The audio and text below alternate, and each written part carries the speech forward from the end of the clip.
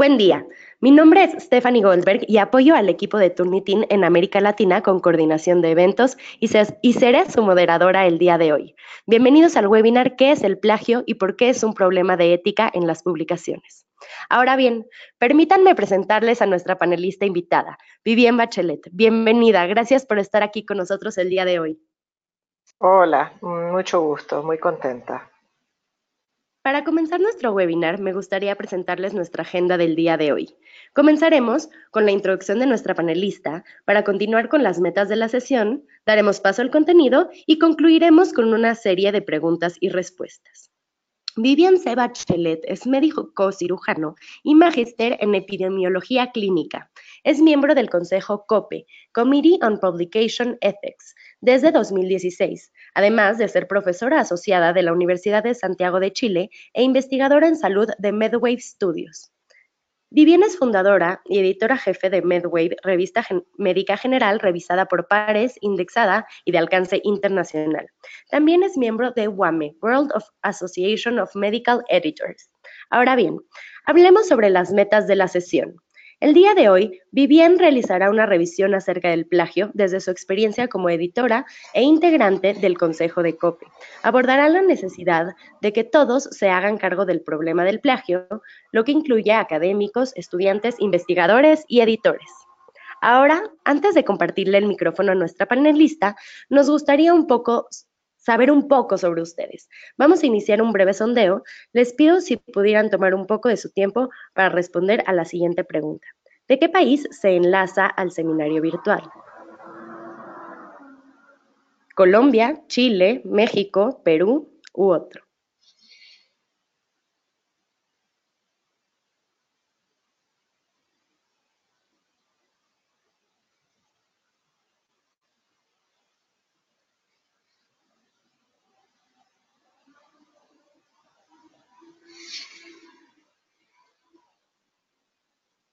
Y aquí están los resultados. Tenemos un 32% de personas que se enlazan desde Colombia, un 25% desde México, un 32% desde otro. Y la segunda pregunta es, ¿qué función cumple en su institución? Y estamos iniciando ahora el sondeo.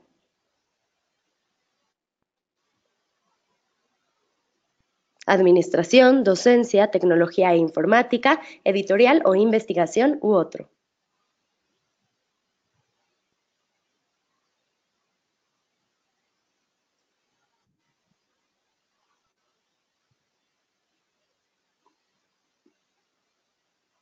Y aquí los resultados. Tenemos 55% de docencia, 14% de administración, 8% de tecnología informática, 14% de editorial o investigación y 9% de otros. Muchas gracias por participar en estos sondeos. Nos dan una mejor idea de quién nos acompaña el día de hoy y les agradecemos mucho por estar con nosotros. Les compartimos que estamos estrenando nuestras redes sociales para Latinoamérica y los invitamos a seguirnos. Con el hashtag CharlasTurnitin pueden enviarnos sus dudas y también en el chat de la plataforma si tienen preguntas mientras la sesión está en curso. Y aprovecho para comentarles que como seguimiento a esta sesión, estarán recibiendo en su correo un enlace a la grabación de la sesión y una encuesta de satisfacción. La retroalimentación que nos ofrezcan será de gran utilidad para conocer su perspectiva en torno a este webinar. Además, quienes gusten recibir un certificado de participación lo podrán solicitar al correo comunicaciones@turnitin.com. Ahora sí, procederé a compartirle el micrófono a Vivienne. La audiencia es toda tuya. Bueno, muy contenta, como dije antes, de estar aquí compartiendo con ustedes este tema que es bien importante en diferentes ámbitos de la docencia, de las publicaciones, en el ámbito editorial y más, y más. ¿Qué es el plagio y por qué es un problema de ética en las publicaciones? Esa es la pregunta que nos estamos haciendo hoy día. Y ustedes pueden ver aquí que tenemos dos imágenes que son dos afiches que se hicieron en distintas partes, uno en Pernambuco en el 2015 y otro en Cartagena en el 2018. Y ustedes se preguntarán, ¿tienen similitudes? ¿No tienen similitudes? ¿Parece que fueran cosas distintas o no? ¿Hay plagio en estas dos imágenes? Bueno, alguien parece plantear que sí hay plagio, por ejemplo, en la paleta de colores y en los vectores. Un caso podría ser este de artes de plagio en las artes plásticas. Y Rafael Romero, diseñador gráfico que participó en el concurso que realizó el Instituto de Patrimonio y Cultura de Cartagena, dice, en mi opinión, me atrevería a decir que la similitud entre la pieza original y la pieza que se escogió para las fiestas de la independencia son muchas, demasiadas. Aquí hay entonces una insinuación de plagio en un ámbito que es el de las artes plásticas. Y el creador de Bitcoin, muy famoso, esto es en el ámbito de la tecnología, también se enfrentó a acusaciones de plagio porque habría copiado un trabajo que no era de su propiedad sin citarlo. Y según reza la noticia, dice en una publicación académica realizada por Craig Wright recientemente llamada The Fallacy of Selfish Mining in Bitcoin, se pueden ver ecuaciones matemáticas que han sido recopiladas de otro trabajo de unos autores Wen Liu y Jinting Wang, sin haber puesto ninguna cita en relación a este trabajo. Pero también puede haber acusaciones o demostraciones de plagio en el ámbito de la música. Y en este caso tenemos una presentación, una demanda legal que se le hace, que Collage hace contra Bruno Mars por una canción llamada Uptown Funk, que habría sido copiada de otra canción que se compuso en 1983. En este caso, los actores de este proceso judicial llegaron a un acuerdo de alguna especie y desconocemos sus características, pero aparentemente habría habido aquí también un caso de plagio. Y también en series de televisión, quizás ustedes han escuchado de que denunciaron a los creadores de Stranger Things también por plagio, porque se habría tomado una conversación que se tuvo con el director Charlie Kessler. Y de ahí habrían tomado una idea, y eso también sería considerado un caso de plagio. En el ámbito de la academia se da mucho. Hay un doctor en geología que afirma que su tesis fue objeto de un plagio flagrante en la Universidad de Oviedo, pero la universidad niega tener reclamaciones recientes sobre ese plagio, ese caso de plagio. Y por supuesto en política, ¿no? En los discursos políticos. Este fue uno de los casos más bullados de plagio y habría querido presentarles el audio, pero era un poco largo, en que hay frases prácticamente textuales en el discurso de Melania Trump, la primera dama de Estados Unidos, tomadas de un discurso que dio Michelle Obama muchos años antes. Por supuesto que la primera dama no fue responsable de esto, sino que de quien escribió el discurso que ella dio. Y eso ha llevado casos en la política, ha llevado incluso a carreras de políticos afectadas. Este es el caso de un ministro de Alemania que tuvo que renunciar porque también aquí se descubrió y se publicitó que él había plagiado grandes partes de su disertación final, de su tesis final para obtener su grado. Entonces, estos casos que, como ustedes pueden ver, han estado presentes en muchos distintos ámbitos, desde la música, pasando por las artes plásticas, por la tecnología, etcétera, son particularmente gravitantes, eso sí, en el ámbito de las publicaciones académicas, que es donde yo me desempeño mayormente.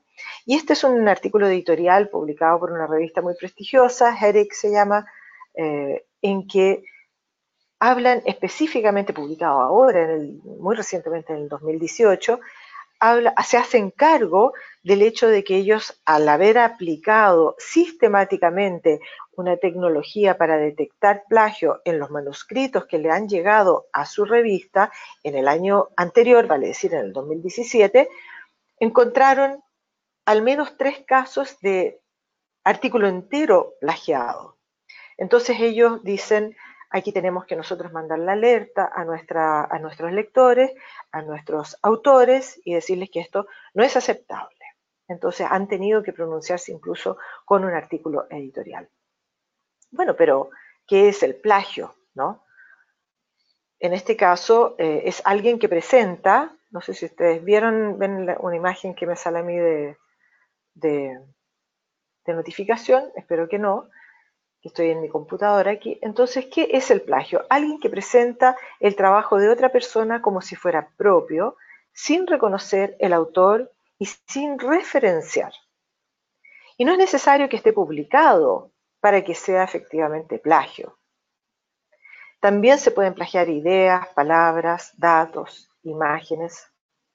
Y en esta declaración sobre plagio, efectuada por la World Association of Medical Editors, de la cual también soy parte, hace mención a las mismas definiciones anteriormente mencionadas y vuelve sobre la idea de que alguien que presenta o usa las ideas o las palabras publicadas o no publicadas o cualquier tipo de propiedad intelectual sin tener la atribución y sin tener el permiso es un caso de plagio.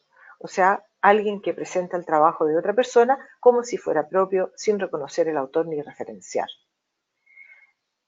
Y también vuelven sobre el punto de que esto puede ser algo que haya sido publicado o no publicado en manuscritos publicados o en manuscritos o en no publicados. No es necesario que esté publicado. Esto se refiere bien específicamente al caso de quienes hacen revisión por pares en revistas académicas y que puedan utilizar aquello que han visto en un manuscrito, que han debido hacer la revisión por pares, arbitrar, como se llama también, y pueden tomar ideas de ahí indebidamente. Y todo esto, el plagio, es considerado como un misconduct, palabra en inglés, o una conducta antiética. Eso es muy importante recalcarlo, que esto es severamente castigado en el ámbito de las publicaciones académicas. COPE, que es el Committee on Publication Ethics o el Comité de Ética de las Publicaciones, ha emanado varias directrices sobre esto y tiene casos publicados que ustedes podrán ver en el sitio web de COPE. Cuando lo quieran, es todo abierto al público. Y en estas directrices se dice que citas incluso pequeñas de texto que no sea de autoría propia deben ser identificadas con comillas. COPE dice que el plagio va desde el uso de las ideas publicadas o no publicadas, nuevamente volvemos sobre este punto, de otras personas sin referenciar, hasta la copia de un trabajo completo.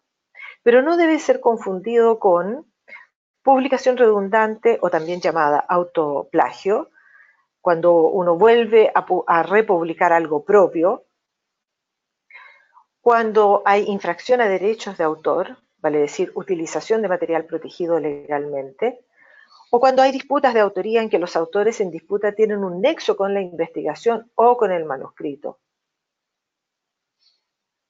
Hay algunos autores que escriben en su idioma, pero somos muchos que tenemos que escribir en otro idioma, principalmente en inglés.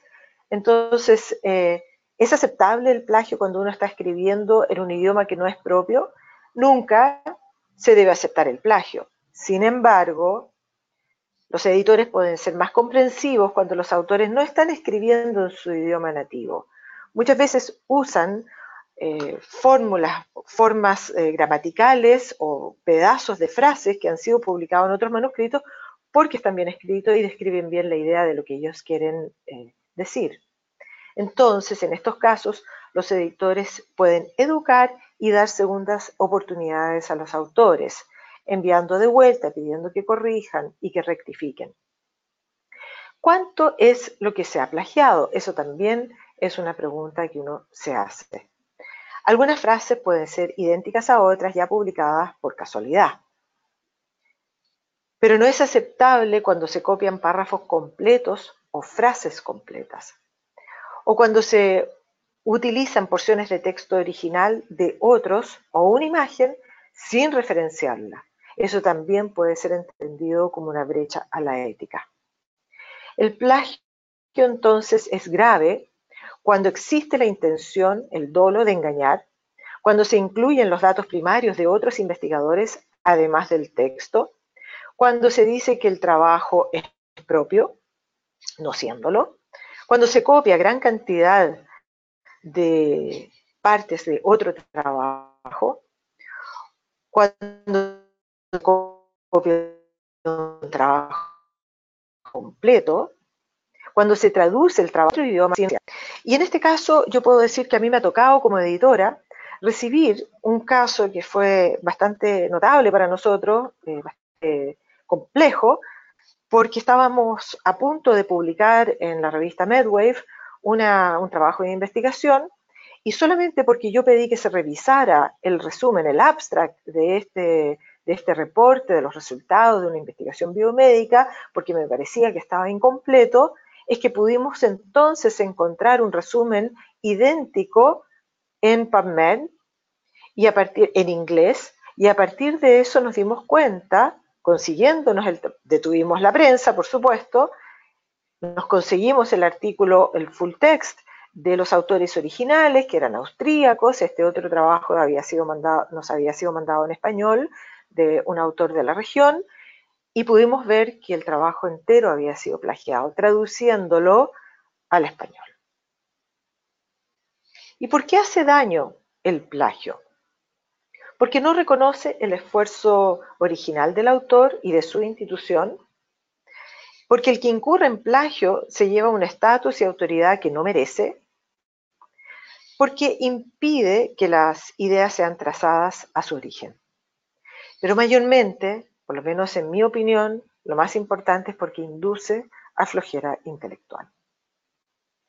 ¿Cómo podemos evitar el plagio? Aquí estoy presentando un pantallazo del Ministerio de Salud de Estados Unidos, el US Department of Health and Human Services, que tiene una oficina de integridad de la investigación.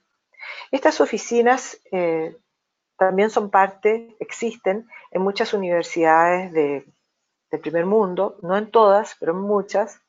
En nuestra región, yo, por lo menos en mi país, en Chile, no he visto que nuestras universidades tengan oficinas de integridad de la investigación, y es algo que debiera promoverse más activamente.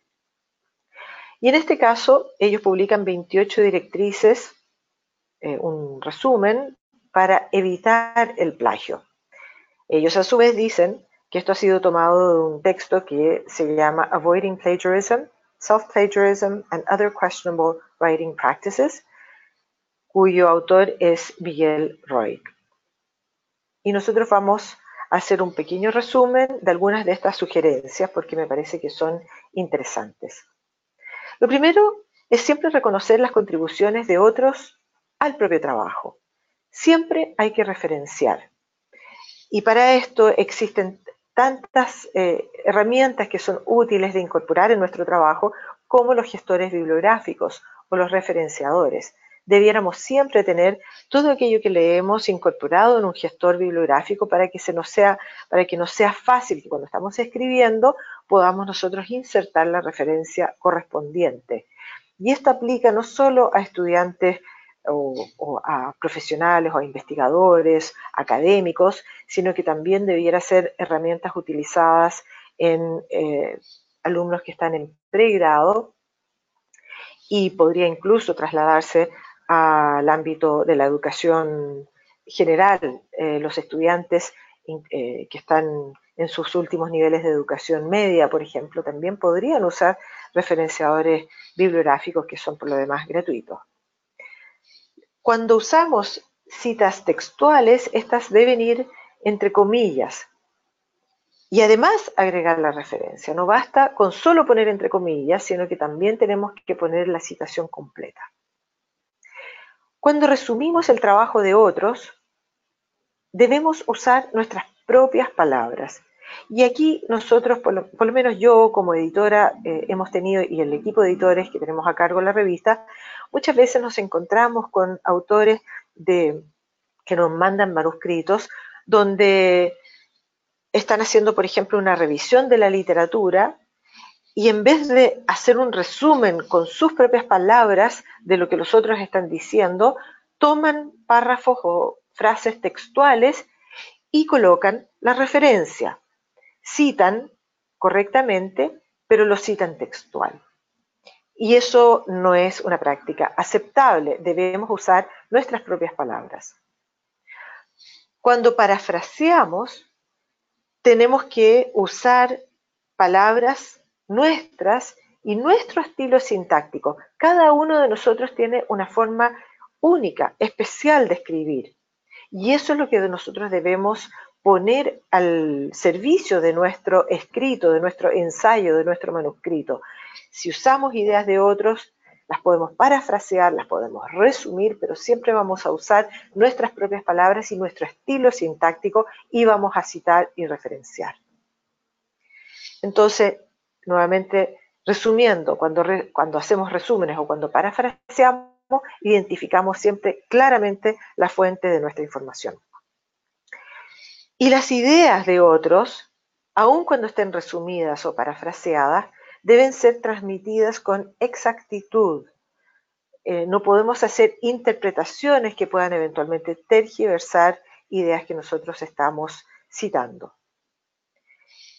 Y esto es muy importante. Debemos saber usar bien nuestro idioma y el tema tratado.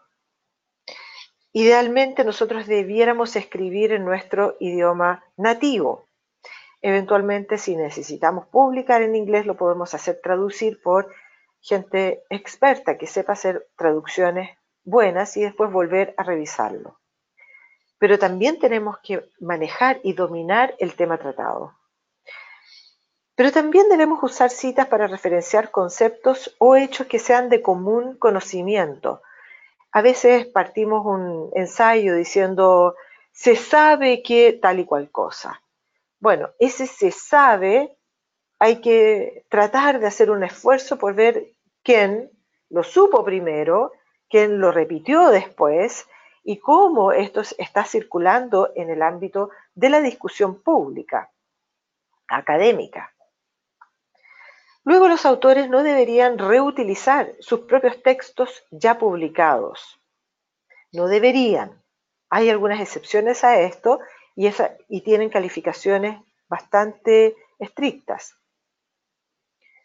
Cuando dé presentaciones también debe utilizar referencias.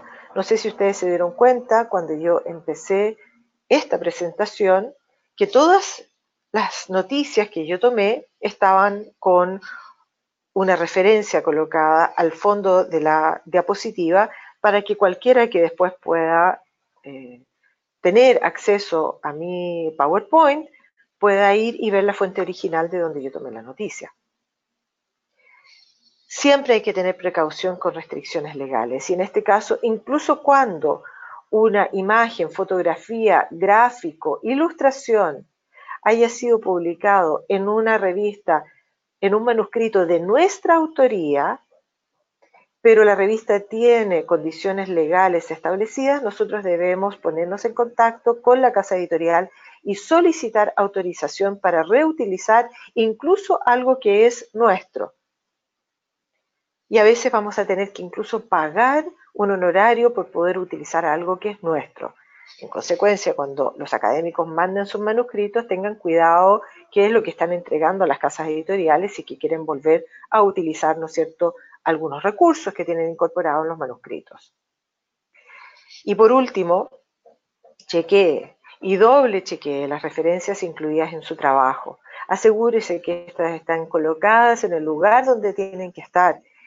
Al usar referenciadores y gestores bibliográficos, las referencias se van a reordenar si que ustedes han tenido que añadir uno antes de otras que vienen después. Por eso es tan importante utilizarlos.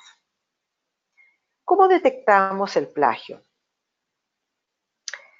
En un artículo que se ha enviado, por ejemplo, a nuestra revista, nosotros vamos a hacer búsquedas por Google. ¿Por qué hacemos esto?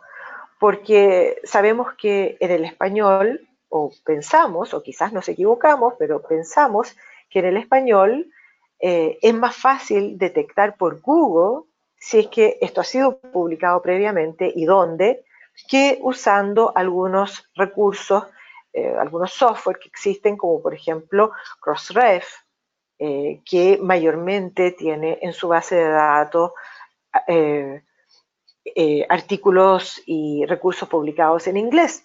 Como nosotros publicamos en español, entonces necesitamos asegurarnos en español.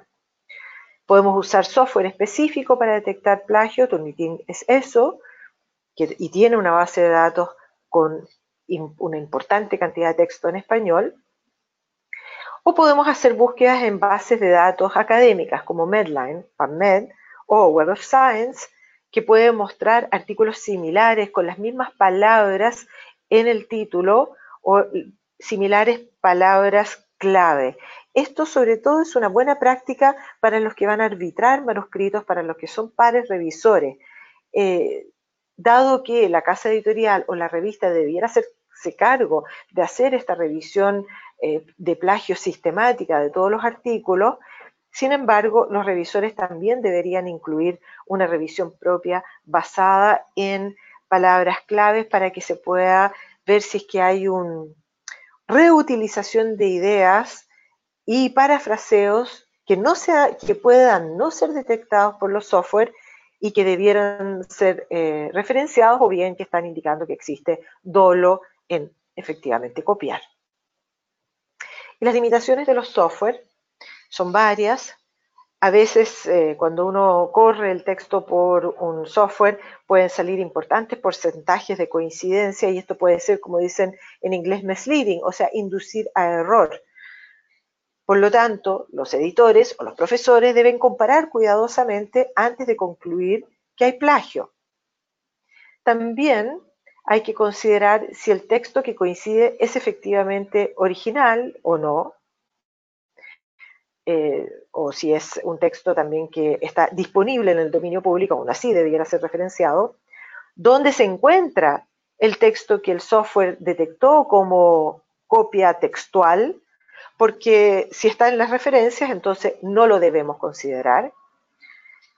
¿Cuál es la naturaleza del texto coincidente? Y aquí vuelvo sobre el punto mencionado anteriormente, porque a veces los manuscritos describen un método estándar, sobre todo en la sección métodos de algo, de un experimento que ya se hizo o que se repite una y otra vez, entonces la forma de explicarlo va a ser igual para todos, y eso podría, entonces ahí uno tiene que aplicar un poco de criterio para ver si esto es efectivamente que se está copiando el método o que debe incluirse esa especificación, esa descripción, para asegurar una exactitud y transparencia del reporte de los resultados de la investigación.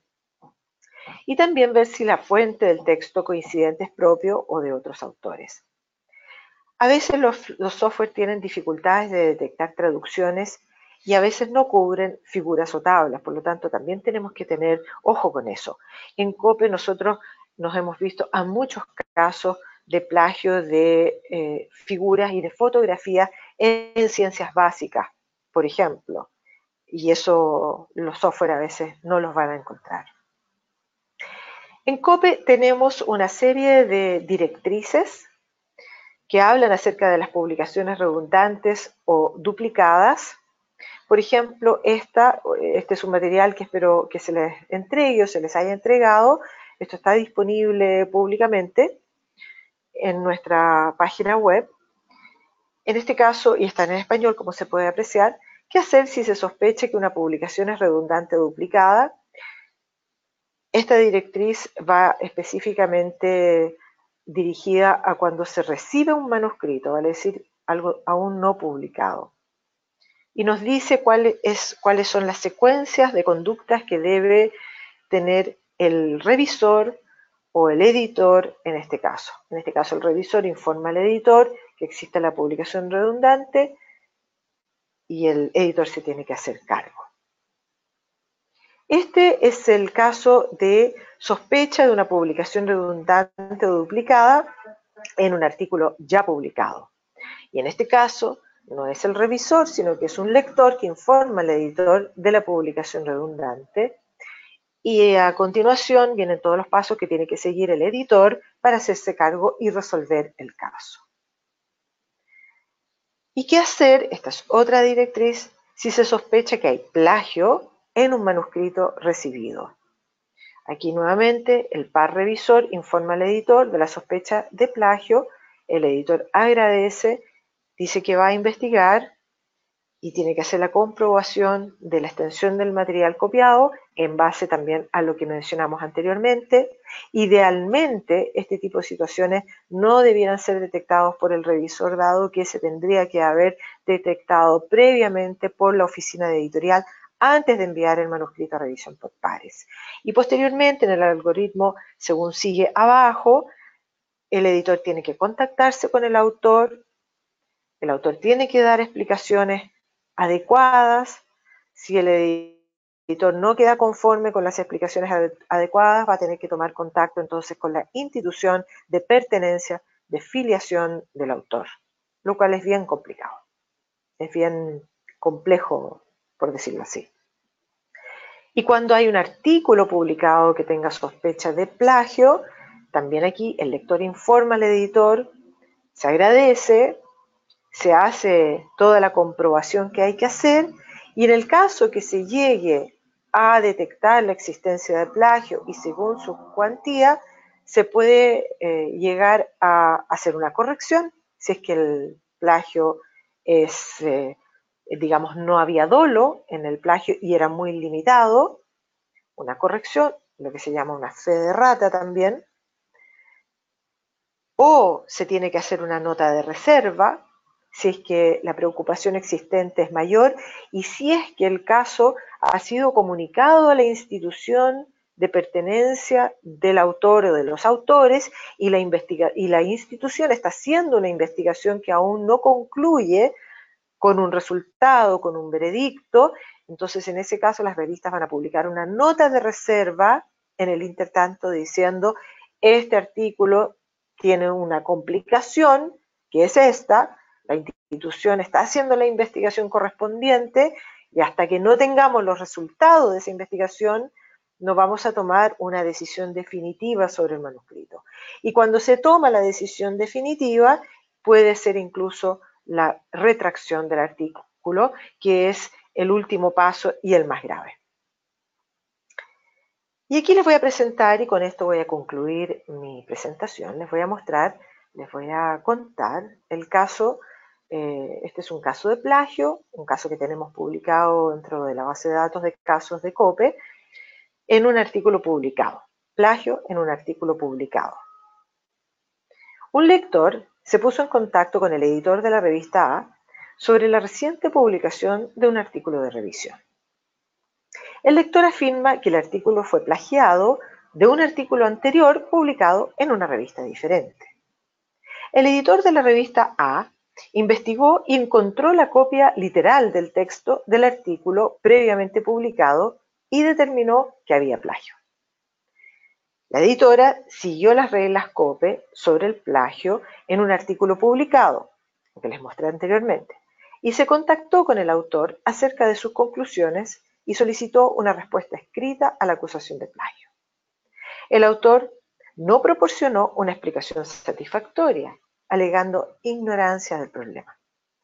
La editora entonces respondió declarando que el artículo plagiado sería retractado en el próximo número de la revista. El autor respondió pidiendo que el editor no retractara el artículo, porque sería una vergüenza para él, su familia y su institución. Dijo que se vería obligado a suicidarse si el artículo se retractara.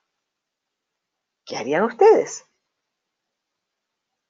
Y este es un caso efectivamente que ocurrió y se publicó la noticia ampliamente, donde un destacado académico japonés efectivamente se suicidó después de una acusación de plagio. Y esto concluye entonces mi presentación. Ahora les dejo la palabra a ustedes para que comenten este artículo o hagan todas las preguntas que deseen, comentarios, reflexiones. Quedo a su disposición. Muchísimas gracias, Vivien. Por aquí estamos moderando ya algunas preguntas y qué impactante este caso que nos platicas. Y por aquí si hay algún comentario respecto al caso, lo estamos viendo en preguntas y respuestas. Y por aquí todavía no veo una pregunta respecto a este caso directamente, pero si llegan después, me gustaría preguntarte algo que nos pregunta Ana María anteriormente durante el contenido. Dice, ¿cómo podemos combatir estas conductas antiéticas? Esa es una muy buena pregunta. Me gustaría saber, no sé si es posible, si Ana María me dice en qué ámbito se desempeña ella, como para dar una respuesta un poquito más calificada. ¿Tenemos esa posibilidad, Ana Ya le María, estoy de saber? preguntando por aquí. Porque una cosa es el colegio, otra cosa es la universidad, aunque yo creo que los dos espacios son fundamentales. Sin lugar a dudas, la ética de las publicaciones en general o el combate al plagio, creo yo que ya se debe dar desde la tierna infancia, como todas las cosas, para que no se instalen hábitos inadecuados. Y la tierna infancia significa ya desde que los profesores empiezan a trabajar con sus alumnos y les piden que hagan proyectos o que hagan, eh, que junten, recopilen información. Que desde que son muy pequeños empiecen a referenciar. Yo recuerdo en el caso mío, como siempre me he dedicado a esto, con mi hija cuando tenía, debe haber tenido unos 10, 11 años, y le pidieron hacer un trabajo en el colegio y me pidió ayuda. Entonces, evidentemente que yo la ayudé y le dije, Amaya, así se llama ella, pero tienes que poner las referencias de todo esto que encontraste. Tienes que tener, ya le habían pedido que hiciera una PowerPoint porque tenía que presentar esto frente a su clase. Tienes que poner una PowerPoint final o poner en las PowerPoint las referencias específicas de donde sacas. Ay, mami, me dijo, pero no, ¿cómo voy a hacer eso? No lo hace nadie. Entonces, ahí está, eso en el ámbito del colegio. ¿Tenemos una respuesta de Ana María? No aún, pero por aquí ya aprovechaste y contestaste otras preguntas, porque justo Héctor pregunta que si en alguno de los países se está haciendo un esfuerzo por implementar esta formación a nivel primario o inicial, y esta anécdota de tu hija es muy relevante al respecto, porque también además de ser una, una responsabilidad institucional y docente, pues también se encuentra en la casa. Claro, ahora yo lamento que el colegio donde iba ella no se lo exigieron. En lo personal también, yo viví varios años en Estados Unidos, en Washington, D.C., cuando estaba en middle school. Y recuerdo haber tenido un colegio público, por cierto, y recuerdo que en esa época nosotros, hace mucho tiempo atrás, no voy a decir cuánto tiempo atrás, nos eran bastante estrictos en eso, ya eran bastante rigurosos. Entonces yo creo que esa rigurosidad que se tiene que instalar ya en el ámbito escolar posiblemente sea algo que nos falta en la región, por lo menos hablo por mi país, y nosotros nos llegan después los estudiantes que yo hago docencia en pregrado en medicina, enseño la asignatura de medicina basada en evidencia, y tenemos que también volver sobre todas estas normas, y sobre todo cuando se hacen trabajos de investigación o cuando se tienen que hacer tesis en la universidad. Hay carreras aquí que tienen que presentar tesis como en matronería o enfermería obstétrica, enfermería. Esas carreras son de tesis en medicina. Nosotros no hacemos tesis, pero ahí se encuentran cómo cito, cómo construyo una revisión de la literatura. Entonces, tiene que haber una actitud sistemática de parte de todos los que tenemos alumnos a cargo para que se evite el plagio, sobre todo en la época actual en que es tan fácil conseguirse información en Internet. Es tan fácil, pero así también nosotros deberíamos poder estar pensando nuestras propias ideas, creciendo y construyendo sobre las ideas de los demás. Y eso se puede hacer. Uno puede partir de una idea y construirla. Humberto Eco, un gran escritor fallecido hace no tantos años, italiano, un gran intelectual, decía que ninguna, o que todos los, decía así, que todos los escritos existentes siempre se basan de otros ya publicados antes. Y hay que tomar esas palabras.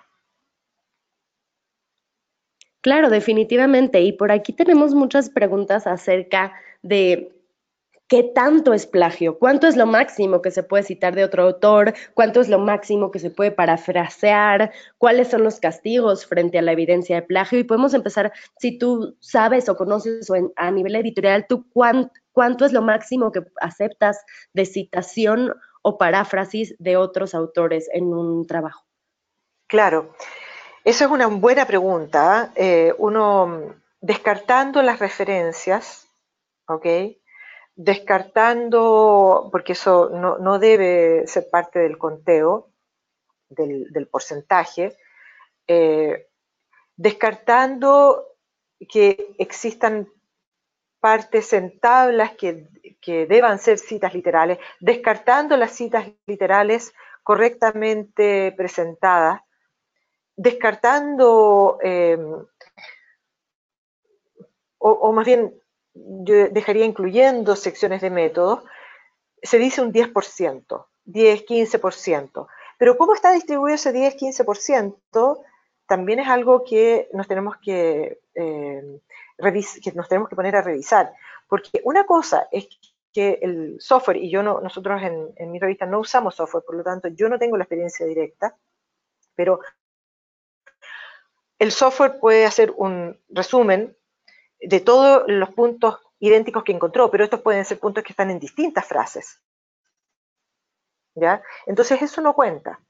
Lo que uno tiene que ir a mirar es cuando hay un párrafo completo copiado y no referenciado, o copiado o citado, incluso entre comillas, o no, incluso entre comillas, voy a decirlo así, y referenciado, porque cuando el párrafo es largo, más de un palabras que en este instante no recuerdo cuántas son, se dice que hay que consultar con el autor para poder usar esa citación, pero en esos casos, cuando no está referenciado, que entonces sería caso de plagio, y no está entre comillas, los párrafos enteros, si hay uno o dos párrafos en un manuscrito, uno lo que hace en ese caso es devolverle el trabajo a los autores para que lo arreglen.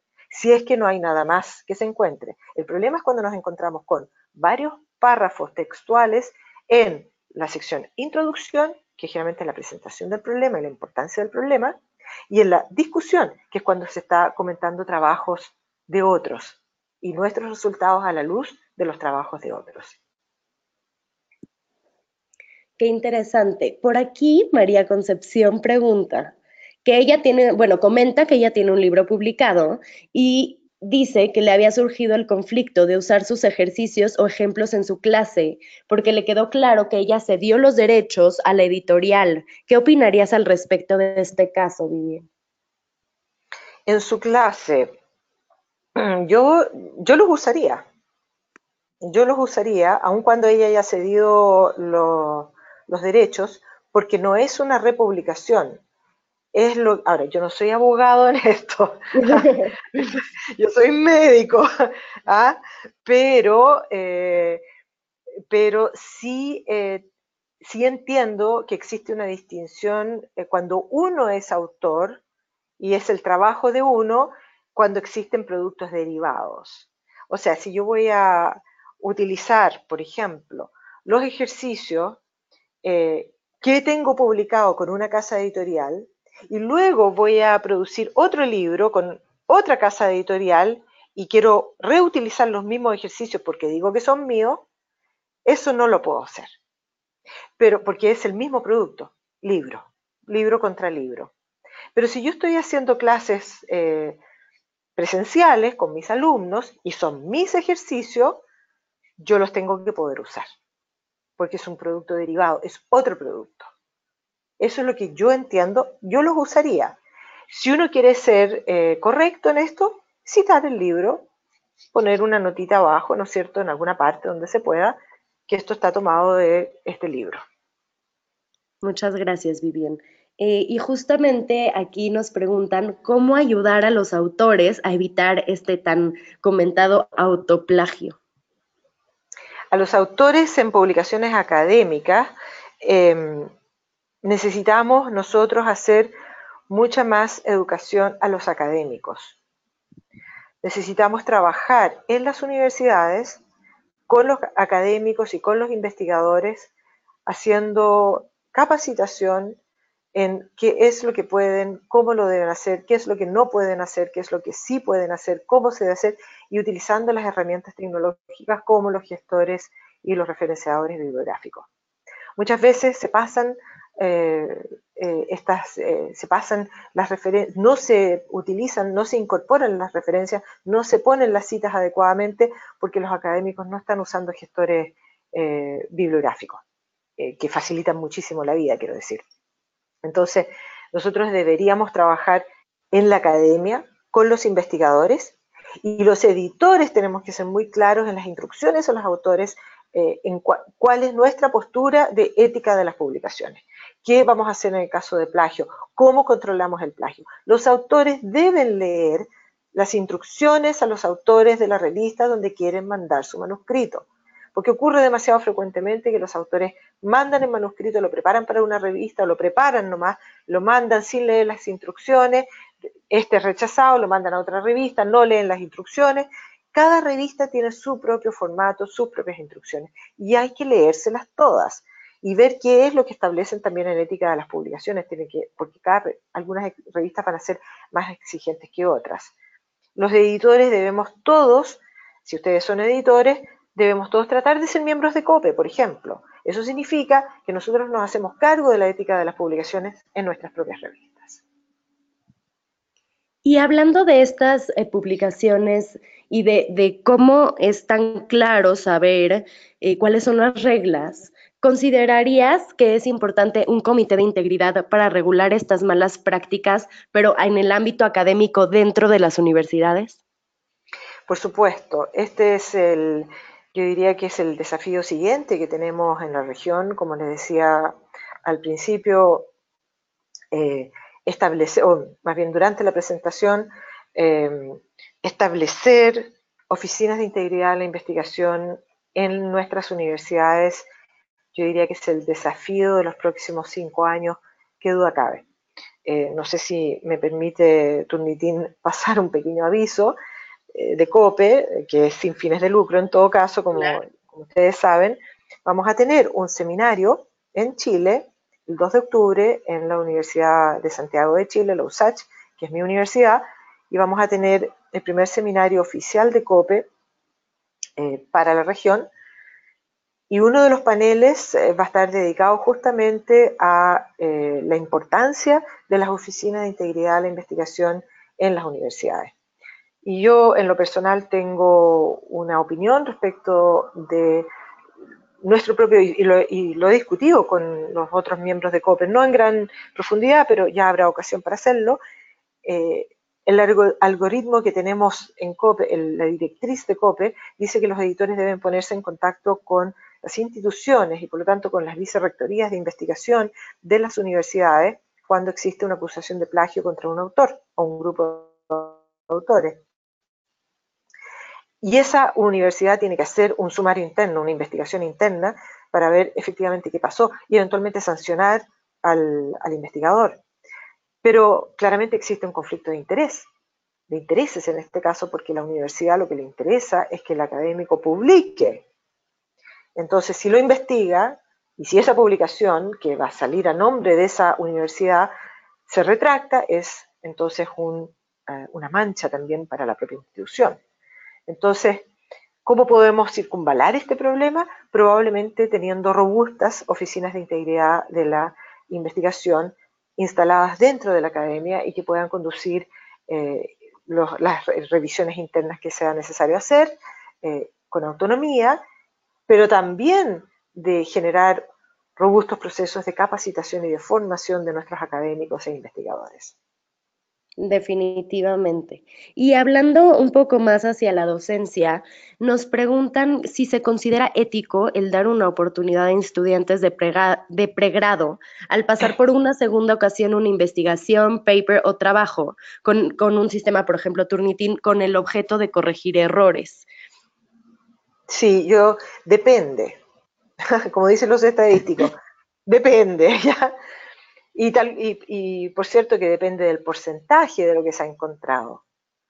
Porque si es mucho, entonces volvemos a la lámina que les mostré anteriormente, que para mí el problema del plagio, el principal problema plagio es la flojera intelectual, más que el no reconocer las ideas de otros, es la flojera intelectual.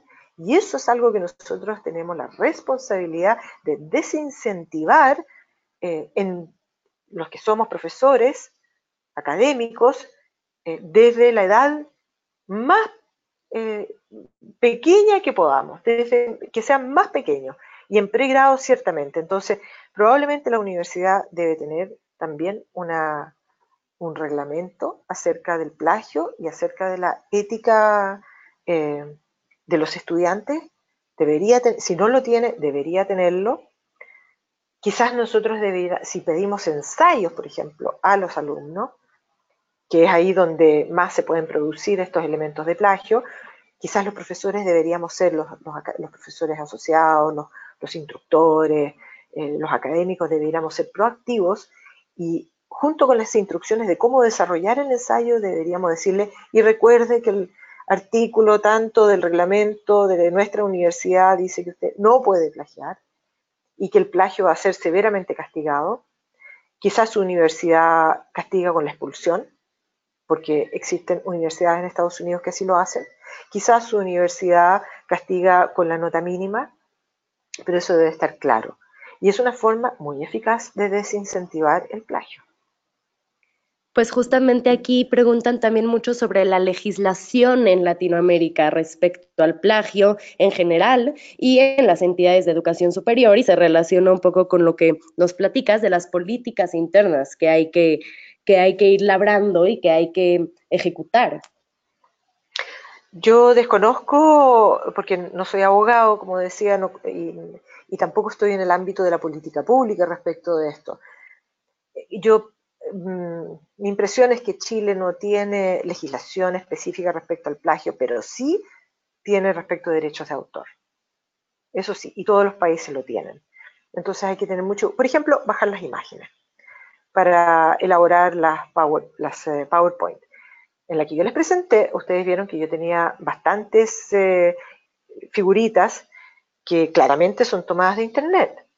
Pero yo me preocupé bien de cuando insertarlas que estas fueran con licencia de Creative Commons. Entonces, uno puede decir, ok, si usted va a usar figuras, use aquellas que tienen Creative Commons. Y algunas son totalmente liberadas, la licencia Creative Commons es totalmente liberada, y otras le van a indicar que usted tiene que citar la fuente. Solamente la puede usar, pero tiene que citar la fuente. Entonces, es la parte de derechos de autor la que más nos preocupa en este instante.